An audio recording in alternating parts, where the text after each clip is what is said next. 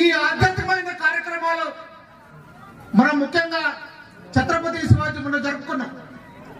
ఇక్కడ మనం ఆలోచన చేసుకోవాలి. అంటే సంత సేవాలాల్ మహారాజ్కి సంబంధించిన జయంతి కార్యక్రమం చేస్తున్నామంటే దాని మనకు వర్తం చేయటువంటి రామారావు మహారాజ్ కావచ్చు, వారి పేరున దీక్షను ప్రారంభించినటువంటి ప్రేమ్ సింగ్ మహారాజ్ కావచ్చు.